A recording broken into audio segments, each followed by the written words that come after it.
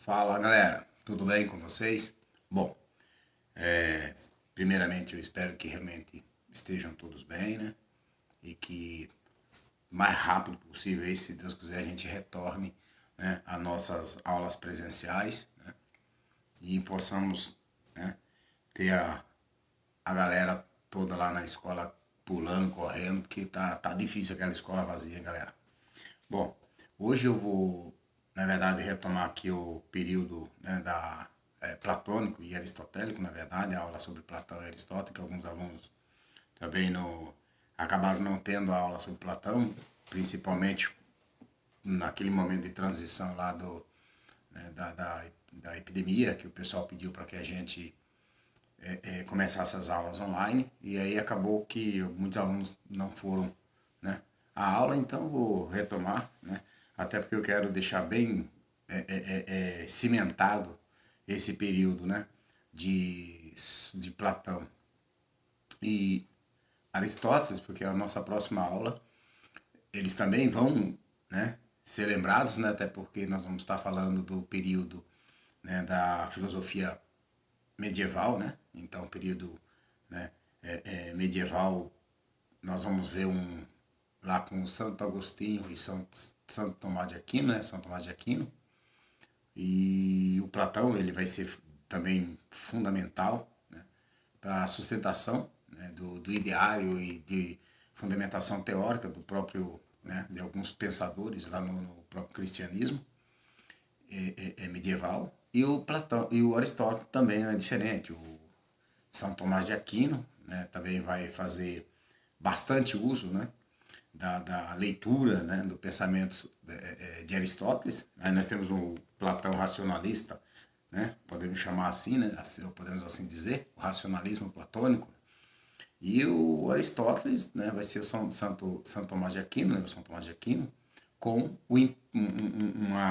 uma visão, né, uma defesa, uma leitura empírica, né? Mas o que eu quero nesse momento aqui, que vocês fiquem bem atentos, né? Justamente quando nós falamos aqui do Platão, né?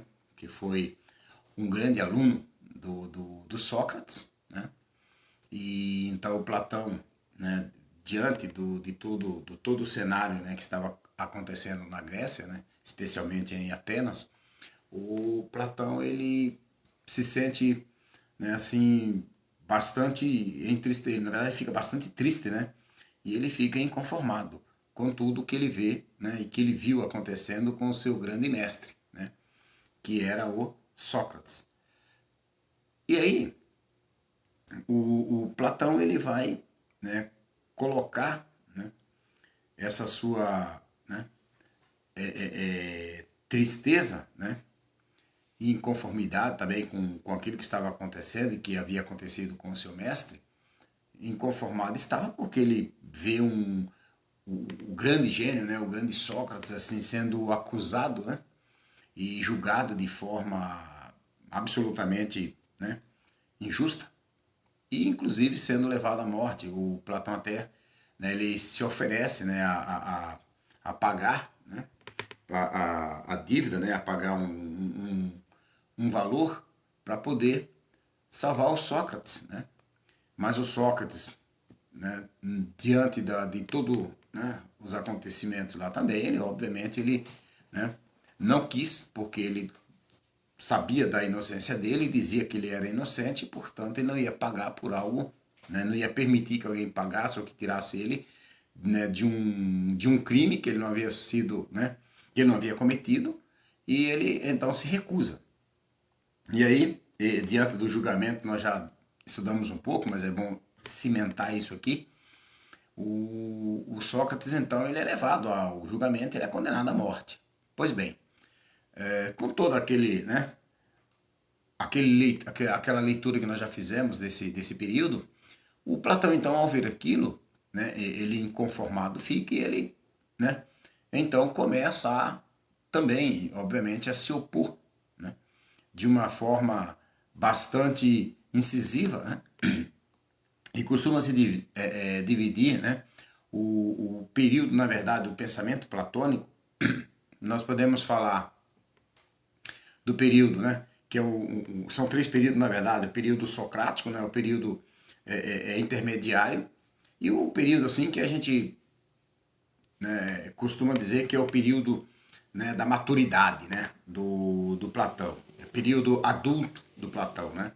É o período em que o Platão ele vai ser considerado, né, o período da crítica, né? Sabe aquela coisa que nós estudamos já sobre a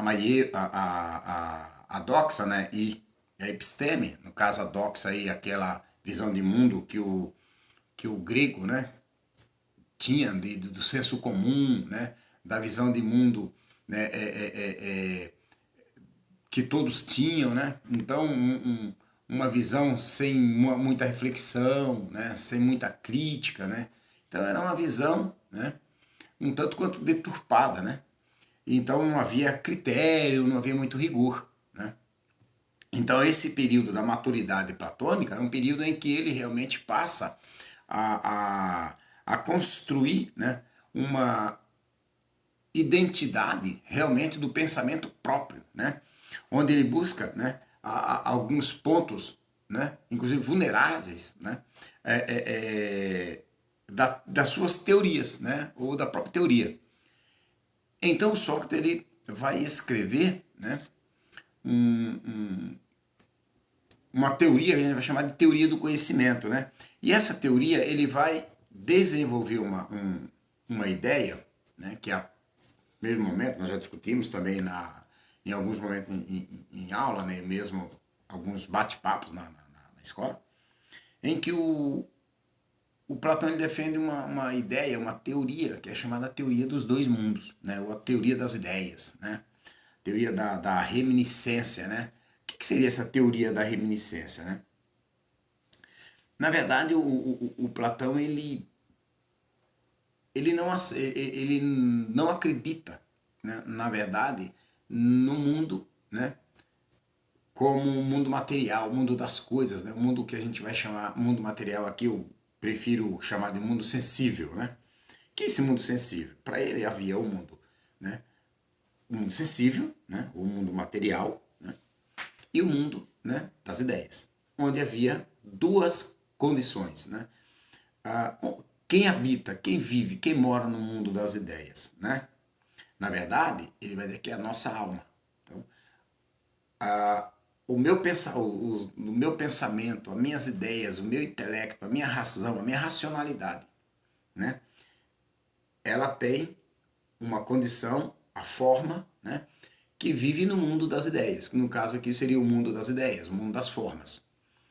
E aqui, né, no mundo, né, material ou mundo sensível, né, o mundo das coisas, portanto, o mundo material e um mundo inferior, né, vivemos nós e tudo que nele, né, é percebido, né, tudo que se é percebido pelos sentidos, né, que é o mundo ou o universo material que nós vivemos.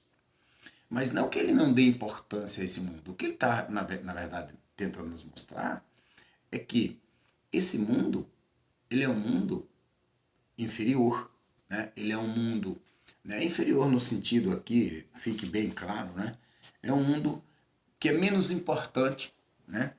Portanto, ele tem início, meio e fim. Então é uma coisa que acaba se, né, desfazendo. Enquanto que o mundo das ideias, né, é um mundo eterno, inteligível, imutável, né, onde tudo, né, que existe é uno. Se eu construir um pensamento sobre algo, esse pensamento ele é único. Então, quando eu penso, né, sei lá, de repente, né, um objeto qualquer, vamos pegar aqui esse mouse, né? Então, para ele, se ele estivesse aqui com a gente, ele diria que isso aqui é uma cópia, né? É uma cópia, obviamente, ela é imperfeita do mundo das ideias. Que mundo das ideias? Na verdade, é onde está o eterno, o imutável. Então, a ideia, né, porque para Platão, ao nascermos, né, nós já nascemos com a ideia, né, com a capacidade. Né? Então, assim,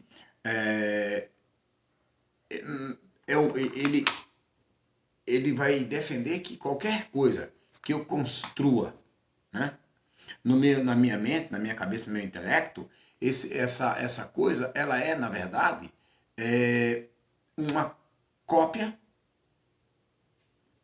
da, da, minha, da minha alma, na verdade, né, que está no mundo das ideias. Quando nós morremos, né, na verdade, a nossa alma, ela vai para o mundo das ideias, que é o mundo das formas, né, onde tudo é perfeito e não muda. Ao nascermos, esse corpo, ele tem, né, ele recebe essa alma que é pura, que é conhecedora de tudo que há, então ela é livre, né? Mas ao mesmo tempo ela esquece, né, que é a ideia das reminiscências, porque na verdade ele vai defender que essa aqui, para o Platão, existe, né, três almas, né, três tipos de alma, que é a irracível, né, a apetitiva, né, e a racional. Pois bem, a irracível, na verdade, né, é aquela onde construímos os nossos sentimentos. Né? A irracível é aquela onde estão os nossos sentimentos de amor, de ódio, onde nós construímos sentimento, né, mesmo de bondade, de ódio. Né? A alma, né, apetitiva é aquela alma em que, né, estão a nossa construção da sobrevivência. Né? É onde está, né, a ideia, né, a construção da alma da busca da sobrevivência. Enquanto, né, a irracional, né, a racional é aquela onde nós construímos a nossa consciência de mundo. Né? É onde nós construímos a ideia, né, de mesmo dos conceitos. Né? Essa alma racional é a alma, né, que nós poderíamos fazer um paralelo aqui, né, quando ele fala da doxa e da episteme. O que é episteme? É uma construção de um pensamento, né, ou a leitura que nós temos do mundo, né, da sociedade, né, de forma criteriosa, de forma rigorosa. Né? É quando você tem uma informação e essa informação que chegou até você, você você tem o cuidado, você tem, sabe, o cuidado e a clareza de buscar realmente o entendimento se aquilo é verdadeiro ou se aquela fonte que você está recebendo tal informação, se ela realmente é confiável. Então, ou para eu defender alguma tese, defender alguma teoria ou alguma coisa, eu tenho que passar por rigorosos, né, caminhos. Né? Eu tenho que buscar absolutamente todas as formas para que aquilo seja absolutamente verdadeiro. Então, é o cuidado que eu tenho quando eu vou defender alguma tese, alguma ideia, né? Eu estaria, né, obviamente, fazendo com que aquela ideia que eu estou defendendo, ela tem fundamento, né? Porque ela passou por processos criteriosos, rigorosos, né? Com sustentação teórica, com fundamentação intelectual, né? E, obviamente, com experimentos. Né?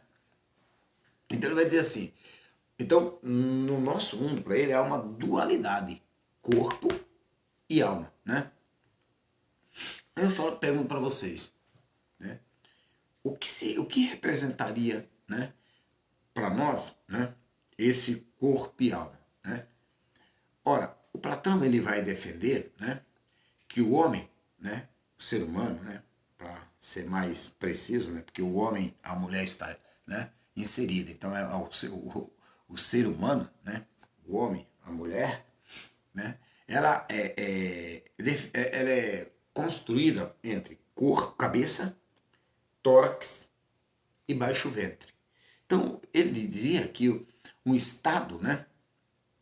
O que guia essa alma é a razão, né? O que representa... E aqui não estamos falando de alma no sentido, né, que a gente vê, né, com todo o devido respeito aí, não é a alma, né, é como se, como eu vou dizer aqui, para, né, não construir nenhum sentimento de crítica, mas não é a alma como a gente vê, morreu, vai para o céu, sabe? Você tem uma alma, né, que é o mesmo cristianismo, as crenças de cada um. Na verdade, o que ele está dizendo aqui é a alma no sentido, né, de racionalidade, de pensamento, de construção do nosso intelecto, dos nossos sentimentos, do nosso amor, né? E aí sim, aí a gente obviamente traz isso, né, que é o que o próprio Santo Agostinho também, né, quando ele se encanta, né, com o pensamento platônico, é porque realmente ele é carregado, né, de sentimentos, né, e de uma leitura absolutamente, né, emotiva, racional, né, construtiva. Ora, e o Platão dizia que tudo que existe, todas essas coisas, né, que nós temos aqui, material, livro, né, as coisas de uma maneira geral nada mais é do que uma cópia. Em contrapartida, como eu estava falando do Platão, do Aristóteles, nós vamos falar, o Aristóteles vai dizer assim, não, mestre, o que realmente nós temos aqui é um mundo real. O que eu estou vendo, o que os meus sentidos, né, captam, né, toda a informação que os meus sentidos, né, imprimem e que trazem à minha memória, ao meu intelecto, para o meu intelecto, é real. Eu não posso ter a ideia de um objeto sem que esse objeto não esteja posto no mundo, na natureza. Aí eu pergunto para vocês, e agora, platônico ou aristotélico? Platão diz que as coisas, que o mundo é uma cópia, né, imperfeita de uma ideia que eu já tenho construída na minha mente. Então eu não sou capaz de, para o Aristóteles, nós não temos como criar, inventar algo sem que este algo de alguma forma, empiricamente, né, experimentalmente, seja eu tocando, sentindo, né, saboreando, ou seja, tato, olfato, visão, né, ou, né, audição, ou seja, que os nossos cinco sentidos captam e traz para minha memória. Mas alguém me ensinou, alguém eu vi, alguém me, sabe, me falou, eu ouvi, alguém me deu, eu experimentei, né? Então o que o Aristóteles na verdade está dizendo é assim, o mundo é material mesmo, sabe? E tudo que eu tenho, tudo que o mestre Platão está dizendo que são cópias, pode ser uma cópia, mas essa cópia só veio na tua cabeça porque você teve um original para você, né, se referenciar. Né? E o tanto que o Platão depois, o Aristóteles depois vai criar aquela teoria, né, conhecida teoria das quatro causas, né? E o Aristóteles vai dizer que toda e qualquer coisa neste mundo tem uma finalidade. Então o Aristóteles ele vai dizer que o ser humano ele produz, ele pensa, ele faz, ele age. Qualquer coisa que a gente faz, que a gente produz, ele se apresenta diante de nós, né, com a finalidade de alguma coisa. Né?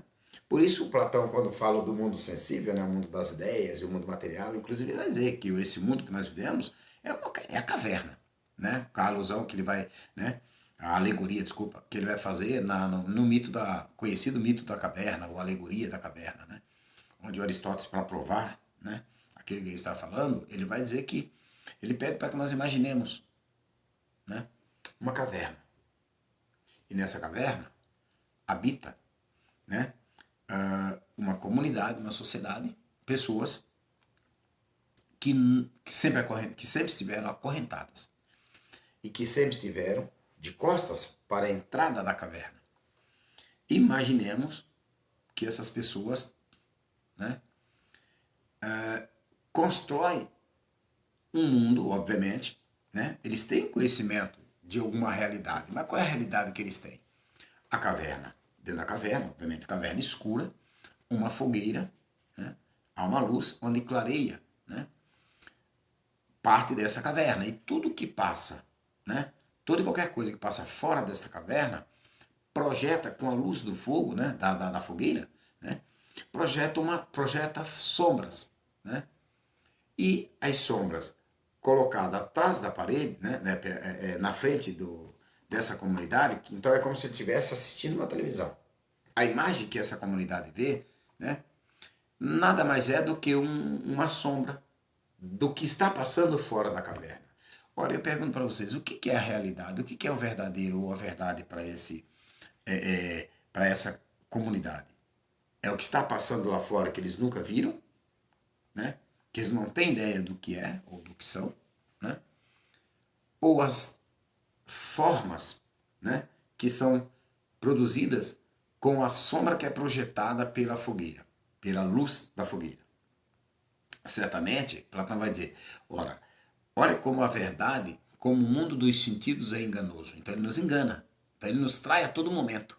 Por quê? Porque a gente acredita, né, que está ali na caverna, que a verdade é aquilo que eu estou vendo enquanto sombra. Até que alguém um dia sai dessa caverna, né, consegue se desvencilhar das correntes, né, vai lá fora, vendo toda aquela luz. No primeiro momento ele meio que fica cego, desesperado, achando que está cego, ele volta, né, para a caverna, não enxerga nada, de repente ele consegue, né, reaver a sua visão. E então ele chama todos que estão na caverna para que saiam, porque aquilo ali é uma loucura. O mundo real é o mundo lá fora. Aquilo que eles estão vendo é projeção de uma realidade. É um mundo enganoso. Então nós não estamos vendo a verdade. A verdade não é aquilo que a gente está acreditando. Você percebe como que no mundo de hoje, muitas e muitas verdades a gente acaba acreditando, ou a gente acaba, de repente, defendendo certas ideias, teorias, nem mesmo ideologias, galera. Né? De boa. Muitas vezes algumas ideologias, ou alguns pensamentos, algumas ideias que vêm de cima, né? Ou muitas ideias que vêm mesmo aqui entre né? Os mortais, vamos dizer assim, e a gente acaba defendendo, mas a gente não parou para pensar. Nós não fizemos aquele exercício que o próprio Platão pede para que seja feito, né? Que o grego, né, tem tanto apreço, que é, né, a condição epistêmica, né? Ou seja, a pesquisa, resumidamente, a condição científica da coisa. Né? Vamos pesquisar, vamos experimentar, vamos, né, rever esses valores, vamos testar novamente, vamos repetir novamente, entendeu? E aí o camarada ele volta para a caverna e quando ele começa a falar, gente, vou soltar todo mundo, vamos soltar e vamos sair da caverna e ir pro mundo que é real. Então o pessoal chama ele de louco e vai querer matá-lo, né? Em alguns momentos é tido como acorrentado, que ele acaba sendo amarrado, espancado, ou em algum momento, né, esse camarada ele é morto.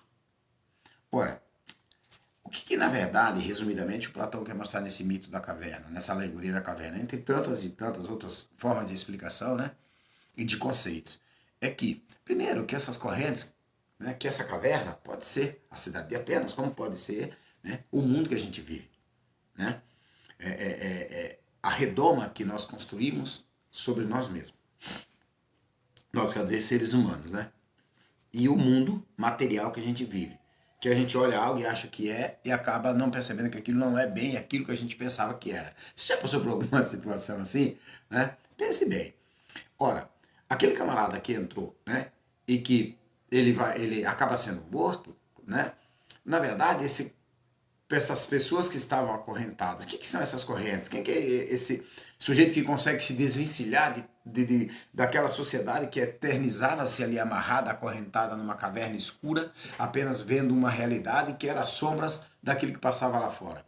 Na verdade, as correntes podem ser entendidas de algumas maneiras, mas uma delas é, essa corrente nada mais é do que, né, a ignorância, né? Pode ser os preconceitos que nós temos, né? Pode ser as nossas formas de racismo, as nossas formas de destruição, né, de coisas que a gente não aceita porque são diferentes, né, de nós. E porque nós também, a nossa ignorância não nos permite também nos abrirmos para conhecer, ou pelo menos para buscar a verdade. Onde é que está a verdade dos fatos? Né? Aquela luz, né? Aquele camarada que entrou e saiu é o filósofo. Né? É a razão, é a racionalidade, é o conhecimento. Né? A luz, né? É a luz, é a verdade, é a luz da verdade. Aquela luz, aquela fogueira que está falando, aquela luz que é projetada dentro da caverna, né? A partir da fogueira, é o conhecimento. Né? Na verdade, é a luz do saber, é a busca pelo conhecimento, né? Como o próprio Platão depois vai trabalhar lá com a maiêutica e tal.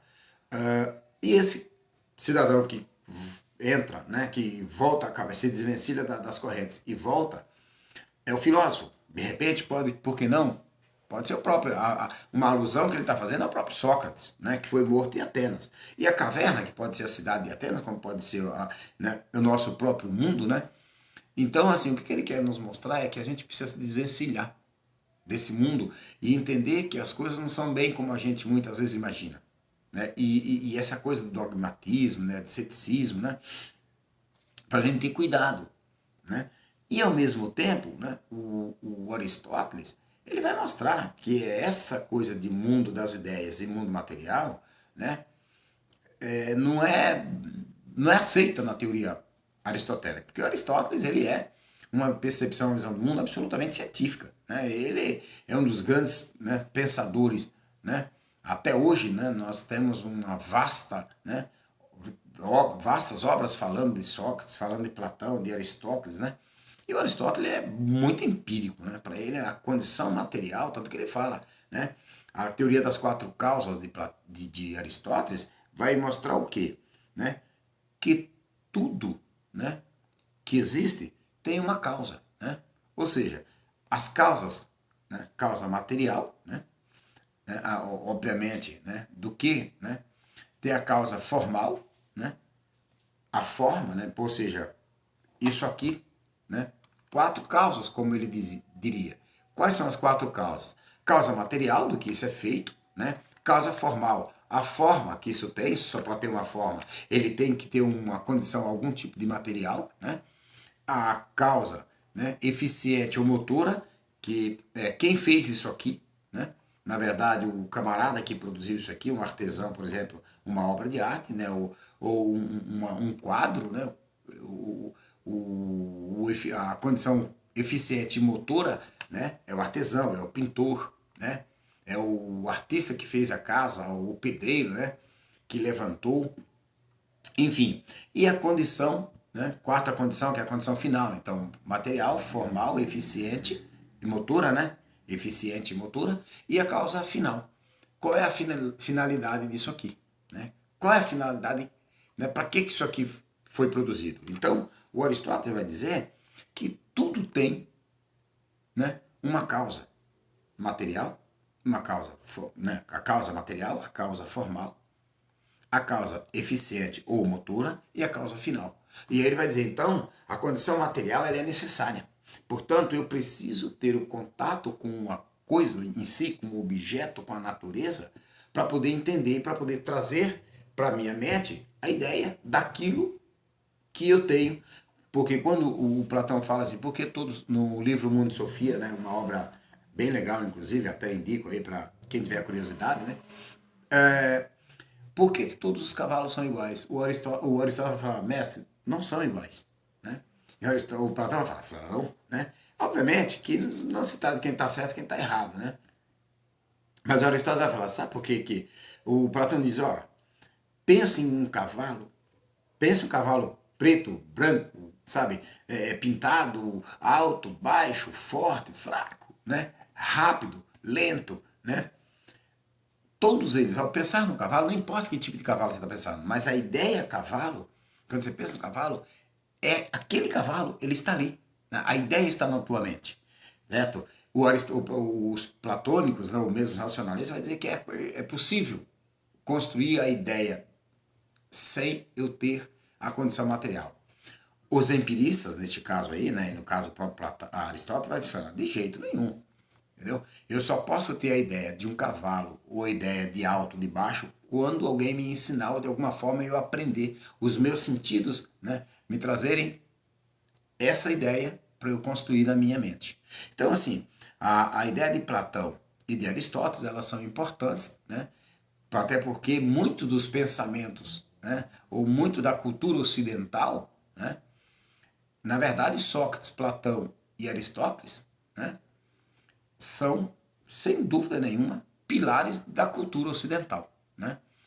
Então, galerinha, eu espero que vocês tenham aí dado uma melhorada aí no entendimento, né?